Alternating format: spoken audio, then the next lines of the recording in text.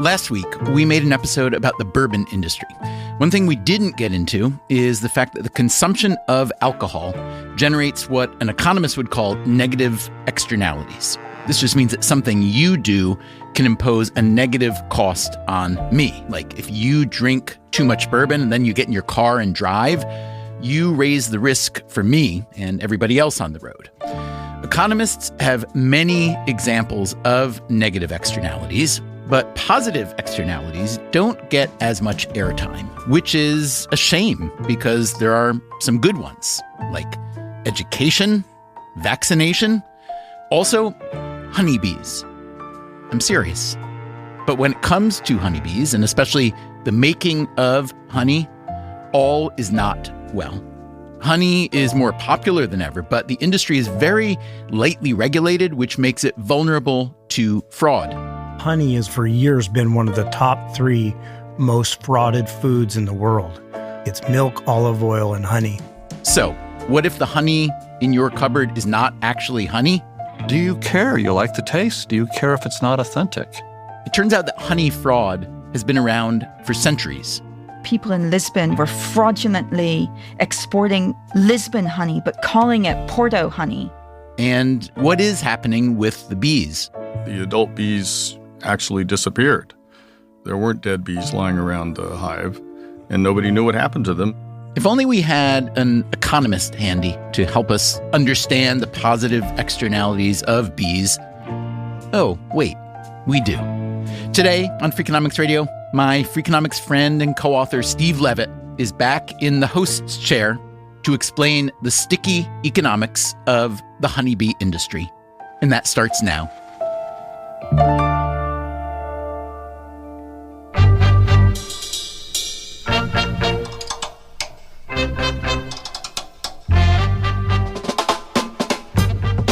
This is Freakonomics Radio, the podcast that explores the hidden side of everything, with your guest host, Steve Levitt.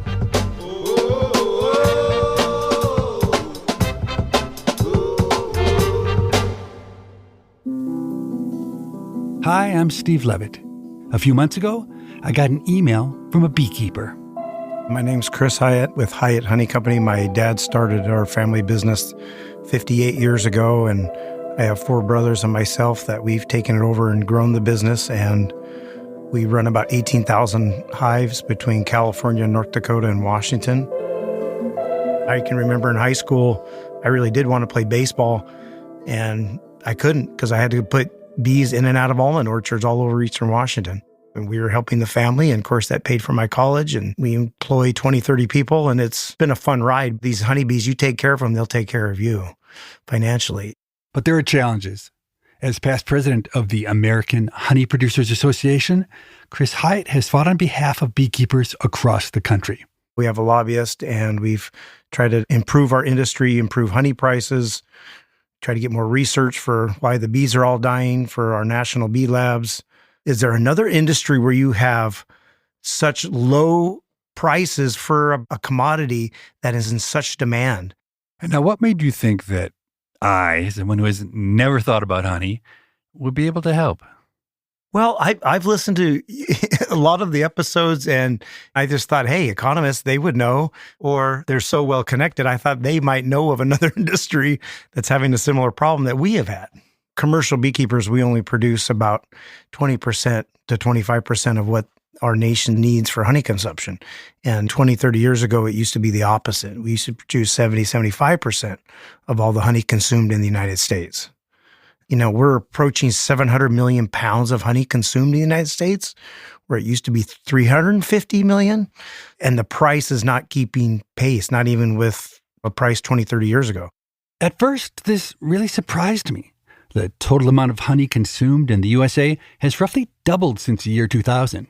On top of that, the retail price of honey has almost tripled, even when you account for inflation. So why is it that beekeepers are struggling? We can start to answer this question by looking at Hyatt's business. He runs one of the country's largest honey-producing operations. Though there have been some technological advances over the course of Hyatt's life, the industry still requires a lot of labor, both from the humans and the bees. You need to apprentice with somebody, learn the bee industry. You have to diagnose the hive. That's all by hand, manipulating the frames, pulling honeycomb out, looking for the queen, putting new queens in, medicating them, feeding them. And yes, there's forklifts and trucks, and my back is less sore than what it used to be. But a lot of it is still pretty old school. How many bee stings do you get a day? Oh, I get stung about every day. You said you had 18,000 hives, is that right? Correct. How many bees is that total? In the summer, the average hive could be 40 to 50 to even 60,000 bees. But in the winter, it goes down to 30, 20, even the smaller hives, 10,000 bees per hive. By my math, that works out to Hyatt caring for roughly 1 billion bees during a busy summer. Those bees don't just make honey. Like mini bees in large commercial hives, they have a second critical job. They pollinate crops on big commercial farms. During pollination season, Chris Hyatt has his hives loaded into semi-trucks and driven all across the United States. We pollinate almonds in California, apples in Washington, and we do a little bit of other things like cherries and plums and apricots and blueberries and a little bit of kiwi. And then most of our honey production is in North Dakota. You got to look at it like livestock when you see those cattle trailers full of cattle. Same thing. We throw about 400 to 500 hives on a flatbed semi, and we go 4 pallets tall, and every pallet has usually 4 hives on a pallet, and the forklift is loading it. And when you have a dead out, then you have a spare spot on the pallet. You got to move and complete the pallets. So that's old-fashioned work. It always makes the news when a semi tips over. Like last week, there was one in San Antonio, Texas, that flipped over on the freeway. And they always say 450 hives, which is actually so many million bees, and it's just for the scare factor and stuff. And roughly how many pounds of honey are you able to bring to market with all those bees? That's all weather dependent. Some years you can do 50 pounds, and that's kind of a below average year. Some years 80. On a good year, we've done 100, 150. My dad, way back when, used to make 250, 300 pound average in Alberta in the 70s before he started coming to North Dakota. So 80 per hive, and you got 18,000 hives. So you're talking about almost 1.5 million pounds of honey? Yeah, if we're below 1 million pounds, we had a bad year. If we're above it, we had a pretty good year. You said your dad used to be able to get 200 and something pounds of honey out of a hive in Alberta. What has changed? I would have thought the opposite would be true, right? With technology, we've learned a lot more about keeping bees healthy. You'd think that the yield per hive should have doubled or tripled, but what you just described is that it's maybe half of what it used to be. Why is that? Well, habitat has changed. There's a lot less blossoms, a lot less bloom. There's a lot of mom and pop dairies that went out of business. So there's less alfalfa than there used to be. And there's less grassland where sometimes you can get sweet clover to grow just wild. So that's hurt. And then the whole varroa mite problem. What does the mite do in the hive? So the varroa mite, it's very tiny. It's like half of a grain of rice. And they are feeding on the fat bodies of these honeybees. And them constantly feeding is weakening these honeybees, so their longevity is less. They're not living 40 days, 45 days. And then as they are biting and sucking, they are passing viruses. And the viruses are building up and taking out these hives. You know, my dad in the 60s and said there was no varroa mite. Now we're treating 4, 5, 6 times a year. And the viruses are mutating and becoming worse and worse. So that's why we had record high loss last year for the nation. Along with habitat and pesticides, some of the DDT and the organophosphates are gone, but there are a lot of the neonics and they persist longer, right? All these things are death by 1,000 cuts. So these bees are not as strong as they used to be in the 80s. We rarely get swarms now because the hives are not as strong as they used to be. Interestingly, the gap between the retail price and what's paid to the farmer, that's really grown a lot over time. Why do you think that is the case? I feel like just the cheap imports have taken the spot of the lack of production that we can't keep up with. It's all about price point. We do know a lot of the honey market goes into the industrial grade. It's awesome that so many people want it in their cereal and their smoothies and Robitussin cough medicine and honey hams and everything. But most of the industrial market is cheap imports. General Mills used to have Florida Sue Bee honey, the biggest co-op in the United States.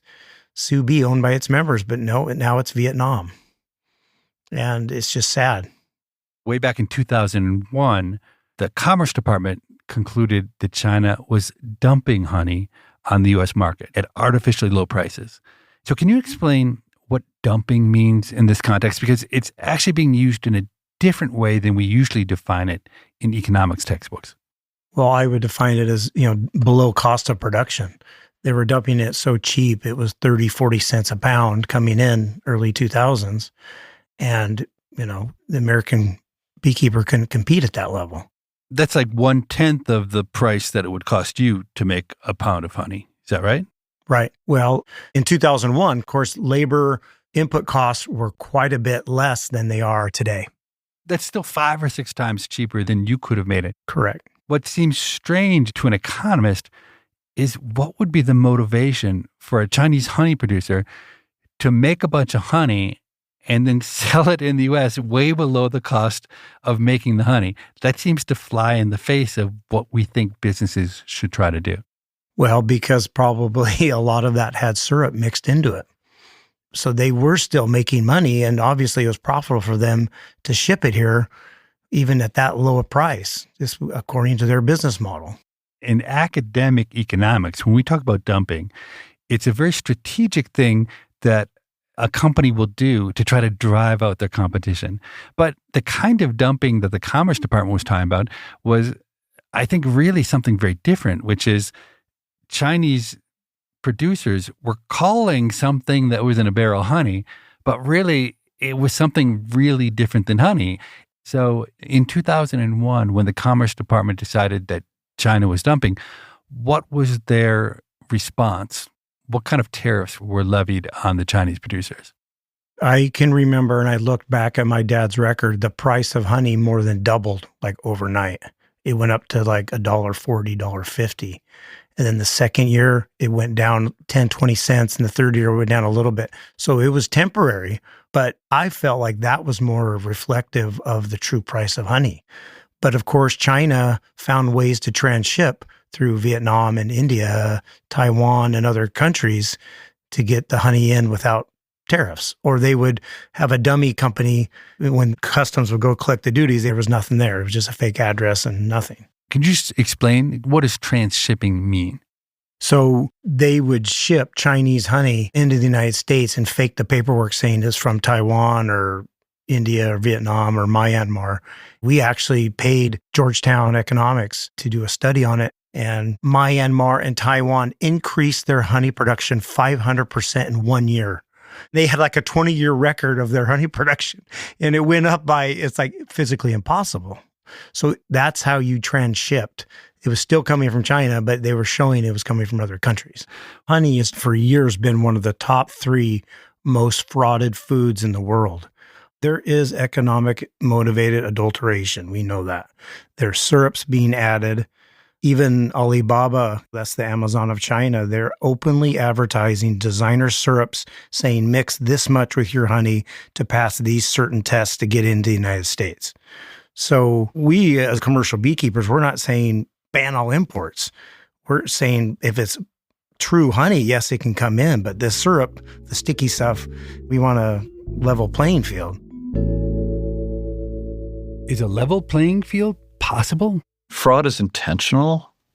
You're dealing with an economic motive, and that's why it's so hard to eradicate. When you want to take on fraudsters, you need a lawyer, like this guy. My name is Michael T. Roberts. I am the founding executive director of the Resnick Center for Food Law and Policy at UCLA Law School in Los Angeles. I teach and write on various subject matters related to food law and policy, and the area of food fraud has been a specific area of focus now for a number of years for me.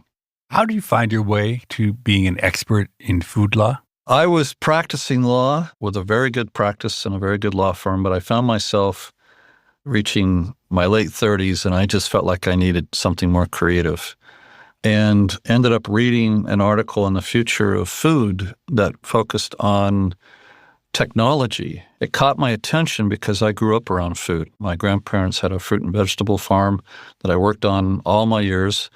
My father was a produce broker. Honestly, I just decided then I was going to turn to food. And I ended up getting an advanced degree, and then I went back as a professor at the University of Arkansas and headed up a National Agricultural Law Center. I taught a food law and policy class at the University of Arkansas. It was the first one to be taught in the country, and it just took off from there. Growing up, you were around farmers and your dad was doing food products. Did you experience food fraud? Well, I first experienced it on the farm. We would use pesticide in the orchards. Not a lot. We were a small farm, and almost everybody back then did.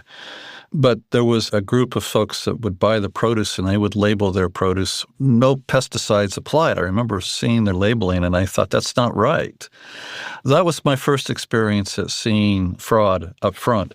Roberts has worked on many different areas of food fraud, but one special focus of his has been adulterated honey. One of the big problems of adulterated honey is what's called immature green or high moisture honey.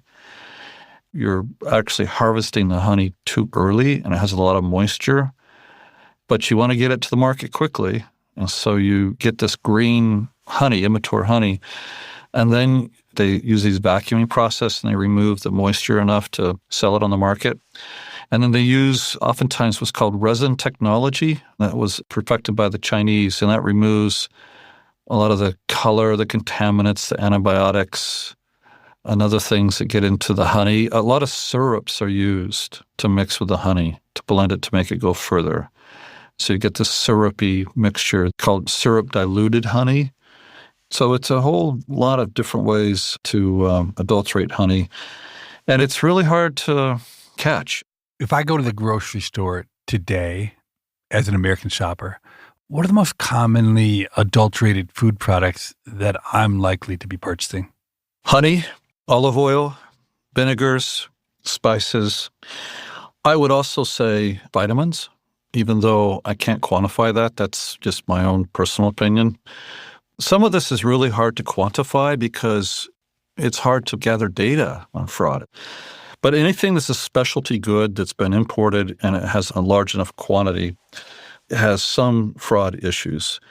The New York Attorney General's office years ago identified fish as a product that's most susceptible to fraud. We have fun in my class at UCLA. We oftentimes do olive oil test tastings. We talk about whether we care, whether our sushi bar is mixing up species. These are all interesting questions because fraud is not necessarily a safety issue. Can be, but it's not necessarily. To understand what's happening in honey, it helps to look at another industry that's been fighting the same battle for decades. I consulted with the Italian government when they were trying to crack down on their olive oil fraud. Olive oil is a target because, 1, it's high value. 2, it's relatively easy to adulterate or mislabel. 3, it's difficult for consumers and even regulators to verify without specialized testing. Those are the 3 reasons. High value, easy to adulterate, difficult to verify. What do you adulterate olive oil with? You can blend cheaper refined seed oils like sunflower, soybean, palm with small amounts of real olive oil, and then you sell it as extra virgin or 100% olive oil. You can manipulate the color, the flavor. How do you do that? What do they add for color? Yeah, I have to be careful because I get beyond my expertise, which is in law. I just assume you know everything. I want my children to think that too, so let's not spoil that misperception. A lot of it's diluting and blending, and then you have to sometimes patch up the problems you create by blending, and that's when you manipulate colors and flavors with dyes and so forth to try to get the genuine olive oil color. There was a popular brand of olive oil in the store, and I was having lunch with a prospective student from my class. She told me she was an olive oil connoisseur, and she loved olive oil. That's why she wanted to take the class. I asked her what her favorite brand was, and she says, I've tested all of them. This is the particular brand I'm most convinced is the best olive oil. It just so happened that I knew that olive oil was like the worst brand on the market, and I didn't have the heart to tell her. Never tell a connoisseur that they have bad taste. There's a trick, though, for those people out there who want desperate to know the chances their olive oil may be adulterated. You look at the label. Olive oil products are required to show all of the countries of origin. And I'm telling you, do not buy olive oil that comes from more than one country, because you just increase your chances. It doesn't mean it's adulterated, but you increase your chances because the more it's blended, the more it's played with, the chances of it being adulterated are greater. So if you have single source olive oil, you're probably in a pretty good position. And it's hard to tell through tasting because olive oil can taste differently depending on the region. You have more of a bite, for example, from northern Italy. And so sometimes the real bite, people think, wow, that's bad olive oil. It's shocking. But it's actually real olive oil. My students have never passed the olive oil test in class. So in class, we'll have 3 different olive oils. It used to be that I would call the Mondovi Center up at UC Davis, which specializes in olive oil and wine, and I would ask them, what's the worst olive oil in the market? And they said, well, whatever you buy in the grocery store. So I would go to the store, and I knew a couple brands that were pretty poor, and I would pick those, and I'd bring one of them back to the class, and then I had like a medium, an olive oil that was sometimes fraudulent, but not so bad, and then I have a really premium olive oil. Oftentimes I would bring it back from Italy myself, and I knew what they were doing, and it was great olive oil, or I would get it at a specialty store that started to pop up in LA in recent years. So those 3 choices, and the students invariably would vote for the olive oil that was what we call pumice. It's a adulterated olive oil as the favorite olive oil because they were accustomed to the taste. And that would lead to the conversation, okay, it's not a safety problem. It's a fraud problem, but do you care? You like the taste? Do you care if it's not authentic? The federal government does sometimes weigh in on the authenticity question through what's called a standard of identity. Standard of identity in one word, it's a recipe. It helps identify what a product is. When we get into really complicated products, that becomes a complicated question. Standards of identity are really important because that's the benchmark by which we decide whether a food is authentic or not. They became very popular when we had the very first Food Act, the 1906 Pure Food and Drug Act, and then they became even more popular with the 1938 Federal Food and Drug and Cosmetic Act. All of these acts were passed in response to food safety problems, or more broadly, food adulteration problems, which included both fraud and safety. So you had standards of identity being populated by the FDA right and left on food. So say something like peanut butter. Peanut butter, there is a standard of identity. I don't know what it is, but if you don't mean it, you can't call your thing peanut butter. In fact, peanut butter killed the making of standards. How so? Al Gore, Vice President Bill Clinton, was given the assignment to modernize government, to clean up bureaucracies, cut waste. And he encountered this long saga of the making of a peanut butter standard, which led for over a decade, years and years of arguing about what is peanut butter. You had congressional hearings on this. The FDA was tied up in the knots over science. The question was, how many peanuts ought to be in peanut butter? And that was a really important economic question that had a lot of cost implications. It dragged on for years and years, and tons of money was spent. And Al Gore just wrote a scathing report about these peanut butter standards that were wasting time and money. It really caught a lot of attention, and the FDA literally at that point stopped making standards because it just wasn't worth the effort, and it was too hard. Honey has never had a standard of identity in the United States. Why does that matter for American honey producers? Let's say, for example, you want to take to the FDA honey that you don't consider to be real honey, and the FDA has to decide that based on what? Well, you don't have a standard of identity, so who's to say what honey is? When I talked earlier about these different indirect ways of manipulating honey, do those take it out of the definition of honey? There are still some voluntary standards for honey. The scientific nonprofit U.S. Pharmacopoeia has one, and the International Codex Alimentarius has another. But none of them are legally binding in the United States. One of the big reasons that tighter standards aren't in place is that adulterated honey isn't considered a food safety issue. Compared to something like adulterated baby formula, it doesn't seem like such a big deal, right? It's not a matter of life and death. Where does Michael Roberts come down on that question? Well, it's a great question, and this is something I love to pony up in my classes. And then I do my best not to answer the question, but here you are forcing me to answer the question I always ask. I've taken a lot of fraudulent food products to the FDA, and the first question invariably is there a safety problem?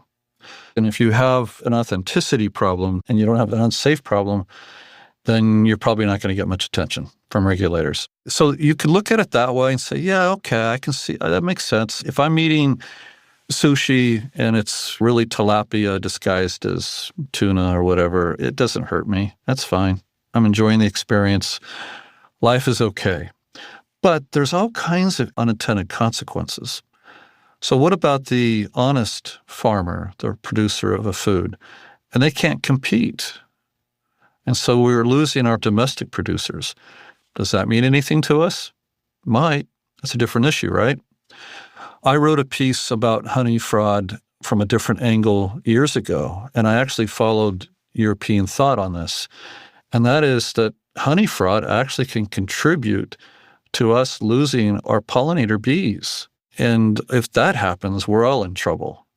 There was a case study in Whole Foods, I believe, back on the East Coast, where they took out all the food from their store that was directly the result of bee pollination. And you almost emptied the store completely. Bees are imperative. We will die without pollinator bees. After the break, we've heard about the beekeepers. But what about the bees? I'm Steve Levitt. You're listening to Freakonomics Radio. We'll be right back.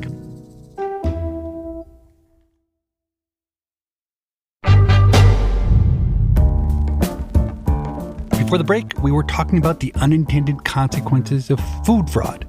So let's speak with an economist.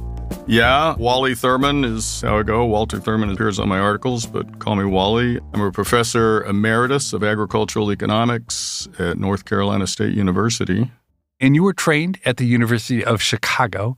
It does seem appropriate that a University of Chicago-trained economist would be the authority on the economics of honeybees, both because it's not the typical thing you'd expect an economist to know about, and because there's so many aspects of the honeybee economics that are hard to make sense of unless you think hard about markets and how markets work. I'd agree totally with that. The biology of honeybees are fascinating to a lot of people, and the markets are even more fascinating because they depend on the biology.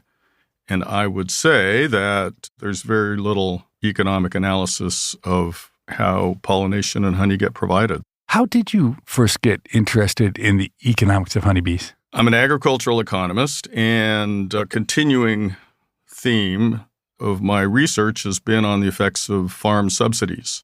A wide variety of U.S. government subsidies to agriculture of all sorts, and I became intrigued in the early 2000s by the honey price support program. It seemed to me sort of a garden variety example of an agricultural commodity being subsidized. There were interest groups, farmers who gained a lot from the activity, and consumers didn't cost them very much. And in the process of studying that, I started to learn about pollination and the economics of bees. What bees do is as much provide pollination services as provide honey, at least in terms of the economic value of what they do. So I started a multi-year project of getting to know entomologists and bee specialists, and just became fascinated by the movement of beekeepers while they're moving their bees around. Economists have been interested in one particular aspect of honeybees for a long time. I think it was back in the 1950s that the future Nobel Prize winner James Mead highlighted a very economically unusual feature of the relationship between honeybees and apple orchards. Could you describe what makes that relationship of special interest to economists? Yeah, Mead is the right one. He and Francis Bader later on, they said, imagine that there's a beekeeper and the beekeeper's bees fly out every day and they do two things. They bring back pollen from a nearby apple orchard and they bring back nectar. And in the process of moving nectar around, they pollinate the apples, meaning they increase the productivity of the apple orchard. But then they also bring back this valuable dilute sweetness from the nectar, which they produce honey from. So they're doing two economically useful things. One is produce apples, and that benefits the apple grower. And the other is producing honey, which benefits the beekeeper. The interesting thing to Mead and others was that, at least according to them, the beekeeper didn't really receive any payment for increasing the output of apples, and the apple grower didn't receive any payment for increasing the production of honey by bees. And so here's the beekeeper and the orchard owner mutually benefiting each other, but they didn't get compensated for an important piece of what they did for the other. Therefore, from Mead's perspective and standard economics perspective, there was too little honey being produced, there's too little beekeeping, and there are too few apples being produced. In economics jargon, that's what we call a positive externality. It's a kind of market failure. And that's really interesting to economists because we certainly see a lot of cases where we have negative externalities. But this idea of the positive externality, we don't have so many examples of those. Yeah, positive externalities are a lot less common in economic thought and possibly in the actual world. So in this case, there are two interesting things going on here. One is it is a positive externality. I mean, forget about the production of honey for a minute. If the bees visited the apples, pollinated the apples, increases the yield to the orchard owner, that's a positive benefit that the beekeeper ostensibly doesn't get paid for, and put a pin in that ostensibly. And the other interesting thing is it's reciprocal. Not only is the beekeeper benefiting the apple grower, but the apple grower, by having this nectar source, is benefiting the beekeeper. So this positive flow of externalities goes both ways. And that leads to this unambiguous theoretical conclusion that we should subsidize the production of apples and the keeping of bees. Okay, so let's go to negative externalities because we have a lot of those in the world and economists think we understand those. So examples would be the pollution from factories, the stench from pig farms, traffic jams on the roads because too many people are trying to drive to work, secondhand smoke. It goes on and on and on, okay? So when there is a negative externality associated with an activity, then economists worry that the free market provides too much of that activity, right? The pig farmer, the polluting factory, they aren't responsible for the full damages of their pollution, and they don't factor those costs into their decisions about how much to produce, and so they make too much. So negative externalities are a problem. How do economists try to fix that problem? Well, going back even earlier than Mead, famous British economist A.C. Pigou said you tax those activities that generate negative externalities. If you have too much smoke coming out of a factory, the factory owner is senseless to the harm that the factory is doing, so you tax them per unit of output or per unit of smoke. And that would be a pretty standard economic prescription for the problem. And that's a way of internalizing the externality, making the producer take that into account. So it seems logical if a negative externality leads to a market failure where there's too much production and then you tax it. Well, then with a positive externality, it would stand to reason that with the free market, there are too few bees around and maybe too few apple orchards. And that's what James Mead conjectured. But then in 1973, Stephen Chung gathered some data, and it didn't seem to be true. The story about reciprocal positive externalities really rests on these two parties not being able to influence each other, not being able to transact with each other, and maybe not even being aware of each other.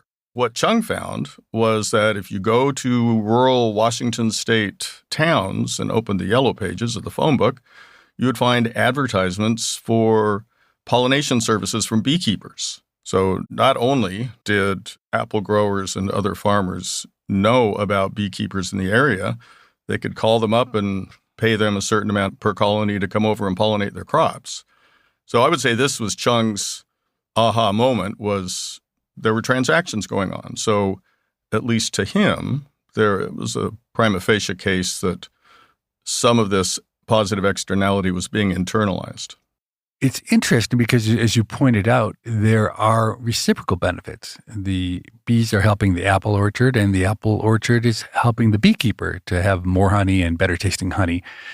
So it's not actually completely obvious ex ante which way the payments should go. You could imagine that maybe the beekeepers would have to pay the owners of the apple orchards or vice versa.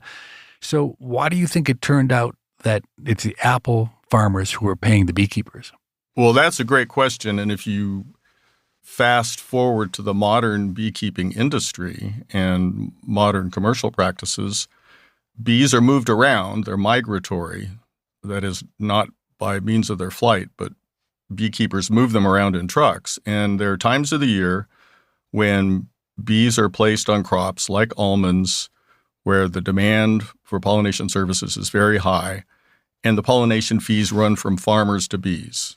There are other times of the year in late summer where beekeepers will sometimes pay landowners for the privilege of putting their bees on the farmer's land because the land is such good honey forage. So it can and does go both ways. And from an economist perspective, what determines which way the flow of money goes? It's seasonal to start with, and I'll use almonds as the example because almonds are a very early blooming crop.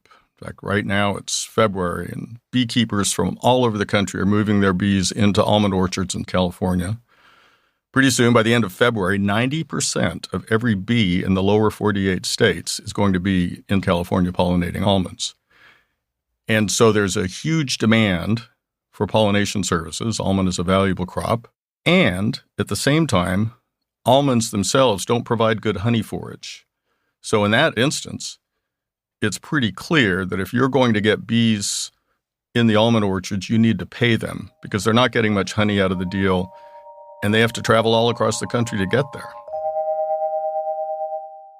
The vast majority of the world's almonds are grown in California, and all those almonds need to be pollinated in a narrow window of about 3 weeks in late February and early March.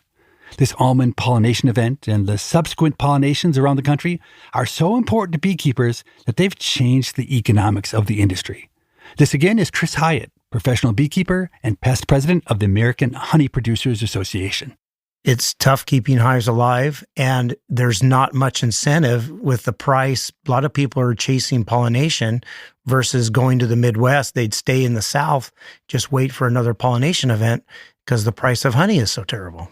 What share of your annual revenue would come from pollinating the almonds versus selling honey? We are still like 60-40 honey to pollination. But if it's a drought in North Dakota and there's not much rain, our honey production is down. It's happened several times that pollination is more than honey income. Back in 2006, a new phenomenon in the beekeeping industry started making waves. It was referred to as colony collapse disorder. This again is economist Wally Thurman. If you look back in the historical record, bees have been around in North America for centuries, even though they're not native to North America. So beekeepers have dealt with honeybee diseases for a long time. And you can go back into the beekeeping trade publications and see discussion of viruses and diseases and chemicals used to treat them. But something did happen in the winter of 2006-2007 that came to be known as colony collapse disorder, CCD. It was a sudden, odd disappearance of the adult bees from colonies all over the country. One beekeeper first discovered it in Florida, but pretty soon there were reports from all over, and it was an epidemic. The key symptom of colony collapse disorder is that the adult bees actually disappeared. There weren't dead bees lying around the hive, and nobody knew what happened to them. And to this day, I think it's not well explained. And how prevalent was this in the winters of 2006 and 2007? Well, I think if you go back and look at surveys of beekeepers, what you can say is that an overwinter mortality rate of about 15%, that would have been the norm prior to 2006 and 2007, doubled to an overwinter mortality rate of 30%. And so as a researcher, you heard about this colony collapse disorder, and it caught your attention. And what did you find when you looked at the data? Well, my colleagues, Randy Rucker and Mike Burgett and I were studying other aspects of the bee industry at the time, and we heard about colony collapse disorder and thought, oh my goodness, this is catastrophic. We should see increases in the prices of pollination services, in the prices of honey, reduction in bee colonies. And when we started to look at the data and disentangle effects from trends, there's no effect. What do you mean by no effect? The U.S. Department of Agriculture takes a survey every year of how many bees there are in the United States. how many bee colonies. Now, this is not an easy number to estimate. Bees move around. How do you count them? When do you count them? But there are censuses. Well, just a few years after 2006, there were more bee colonies in the United States than there were prior to colony collapse disorder. So while it was true that overwinter mortality rates doubled due to this CCD effect, the measured number of bee colonies didn't change a bit and, in fact, increased a little bit. But how do you make sense of that? That seems contrary to normal intuition. Yeah, it does. And a couple of reasons. One is an insect colony of 30,000 bees can be produced in pretty short order.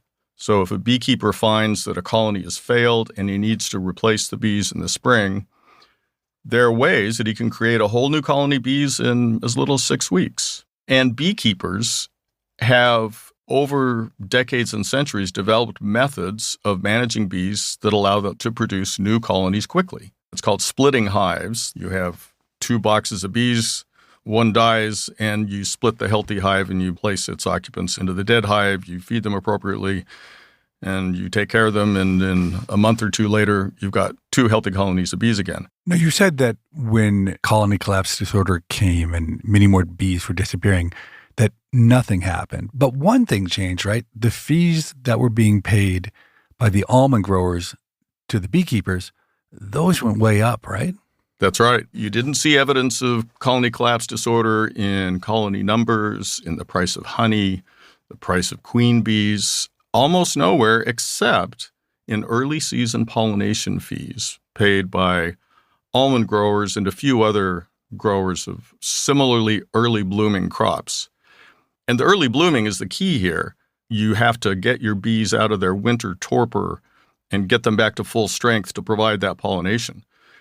And there's so many bees required to pollinate almonds at such an early time of year that all these replacement methods to replace dead colonies due to CCD really have to be put on steroids early in the season at some expense to get the pollinating bees out to the almond orchards.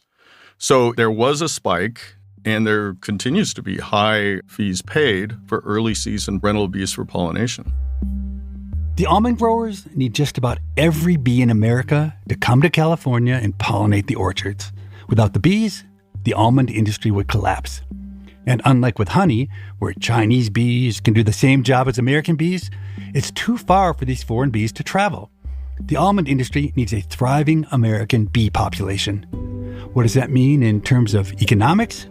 It means that ultimately it is the almond producers who are hurt the most by cheap foreign honey. Usually, when the price of honey falls, lots of beekeepers would go out of business. But the almond industry can't let that happen. They have to raise pollination fees enough to keep the beekeepers afloat. If you're an almond producer, that gives you a strong incentive to find ways to grow almonds that don't depend on bees. What does this mean for the future of beekeeping? Maybe the answer is in the past, like 700 years in the past. That's coming up.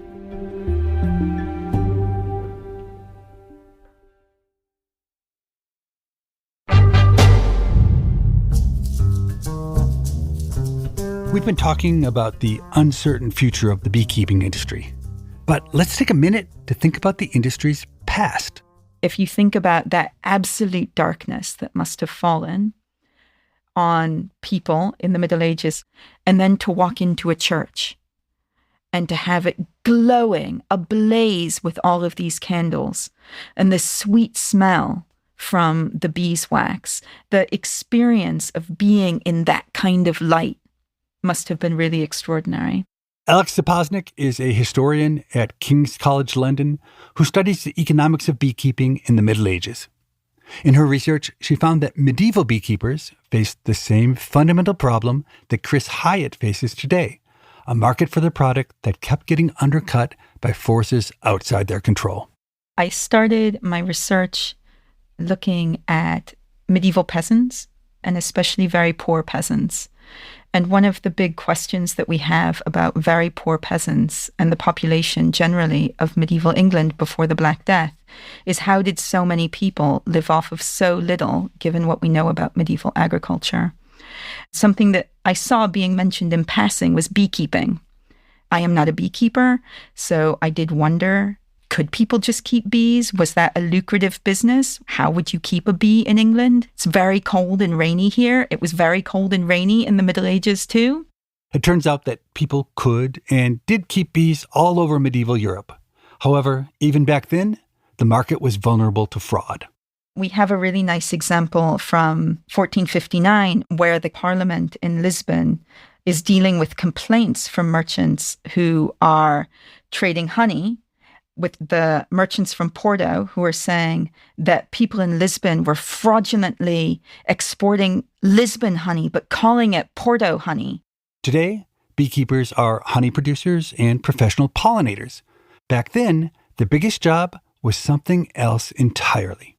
In the Middle Ages, and certainly in Christian Europe, the main point of keeping honeybees was for the wax that they produced. The wax has lots of different purposes, but the main purpose to which it was put was for Christian religious observance in the Latin West. Do you have a sense of what share of a church's budget would go to wax? After the expenses for the actual building, the biggest expense year on year was for beeswax.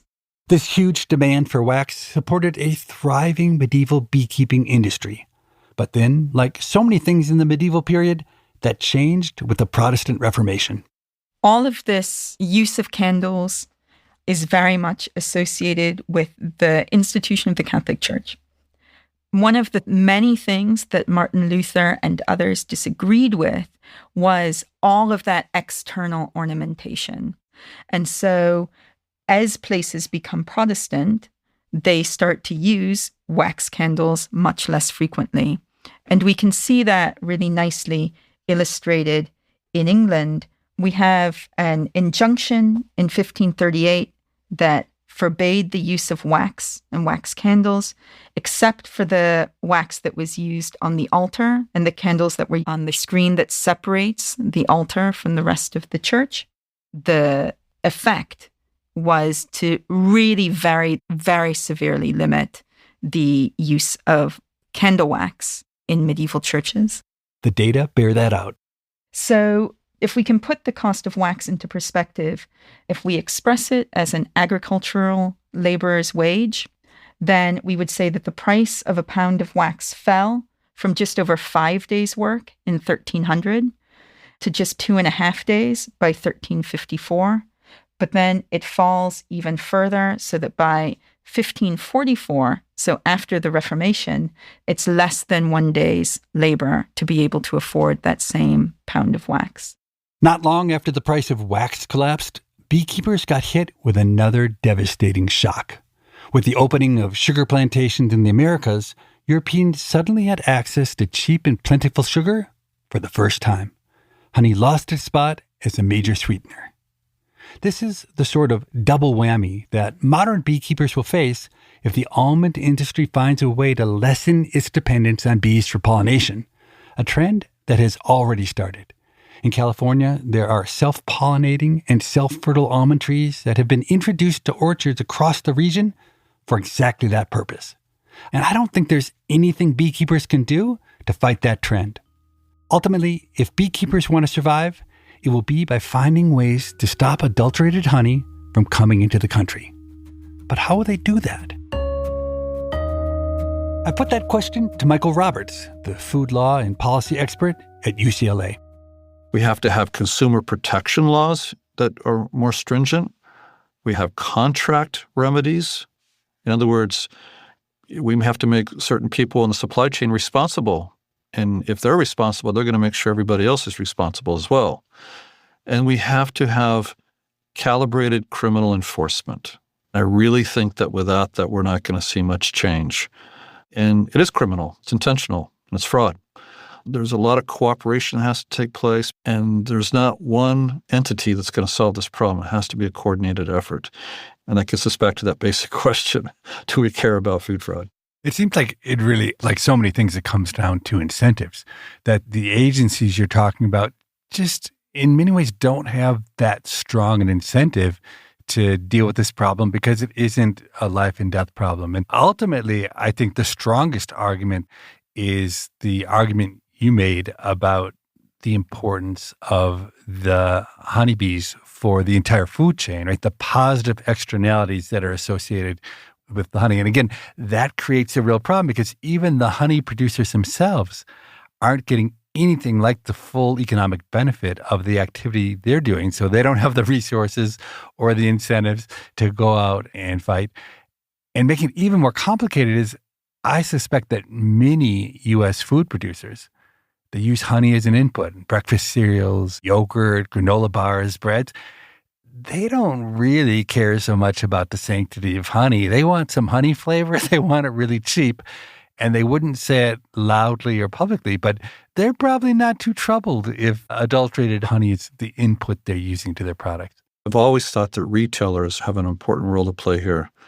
Consumers don't know where food comes from. We don't know. We don't know which farm. The gatekeeper in all of this is the retailer. And actually, large retailers that I've worked with are very, very keen on this topic. Years ago, I was on a panel with the FDA and other folks about this issue. And I asked this food scientist a question, why did very few people attend this open hearing the FDA was holding back in 2010 on economically motivated adulteration? And the answer was because our lawyers told us not to go. What we don't know won't hurt us legally. Now, that's changed a lot since then. And now every retailer I talk to really cares about this issue because they're doing a lot more private branding. And they care about whether consumers trust their labeling and their presentation. But even that's not enough because it's the person in the middle of the retailer company who actually doing the buying. They're the ones who make the decision, not the person at the top. It's that person in the middle who's on the ground trying to buy produce or honey at a price that makes them look good and create security for their jobs. That's the meeting point right there. It seems to me that another sensible policy approach, thinking in terms of incentives, would be to make it more financially rewarding for private entities to try to identify food fraud. One example of this is the government has used something called the False Claims Act to pay massive rewards to individuals and companies that uncover trade fraud. Do you think it would make sense policy-wise to go even further in the direction of offering bounties to people who identify food fraud, and whether they're doing that through data science or chemistry or however they're figuring out that people are breaking the rules? Great idea. I like that. Can I write an article about it and not give you any credit? Please. The policy picture is complicated, the incentives are misaligned, and the solutions are slow. Which brought me back to Chris Hyatt, who first brought my attention to the honey business. I wanted to know something simple. In spite of all the challenges his industry is facing, does he enjoy what he does? And how does he feel about his bees? I take care of them and I love them, and I've done it for years, and I want the best for them. I love the nuance of I'm going to place this bee yard in this location. I'm going to decrease the amount of hives to give them a better shot of making more honey and being healthy and productive. I'm not going to use this bee yard because that one didn't do good last year, or someone sprayed something. I'm going to forget using that. I like just taking care of them. And it's amazing being in the bee yard. It almost sounds like a Boeing 747 on a hot summer day, and they're all out there making honey. Just to think about, well, in the course of a summer, there's 1 million pounds of honey flying through the air in North Dakota airspace. No one knows about it, just my honeybees that come back to the hive that I have to truck back to the warehouse and extract and put in a drum to go to the store, right?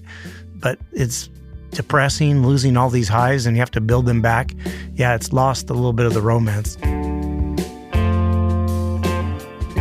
Hey there, it's Stephen Dubner. Again, thanks to Steve Levitt for his great work hosting this episode. And big thanks to Chris Hyatt, Michael Roberts, Wally Thurman, and Alex Sapoznik for speaking with him. Coming up next time on the show, these images apparently were manipulated in severe ways that tended to support the hypothesis of the experiment when the actual data did not support it. For decades, researchers trying to solve Alzheimer's disease have focused on one dominant theory. But what if that theory was built on shaky data? And what if you are an Alzheimer's researcher who has to blow the whistle on your own mentor? It came to my graduation. It came to my wedding. So what is the state of Alzheimer's research today, and where does it go from here? That's next time on the show. Until then, take care of yourself. And if you can, someone else too. Freakonomics Radio is produced by Renbud Radio. You can find our entire archive on any podcast app, also at Freakonomics.com, where we publish transcripts and show notes. This episode was produced by Augusta Chapman and edited by Gabriel Roth. It was mixed by Eleanor Osborne with help from Joseph Webster. The Freakonomics Radio Network staff also includes Dalvin Abuaji, Ellen Frankman, Elsa Hernandez, Ilaria Montenacourt, Jeremy Johnston, Mandy Gorenstein, Peter Madden, Teo Jacobs, and Zach Lipinski. Our theme song is Mr. Fortune by the Hitchhikers, and our composer is Luis Guerra. Whoa, that was remarkable. I can't believe you can summarize your method so effectively. And then we stare at each other blankly while wondering what to do, but I didn't say that. The Freakonomics Radio Network, the hidden side of everything.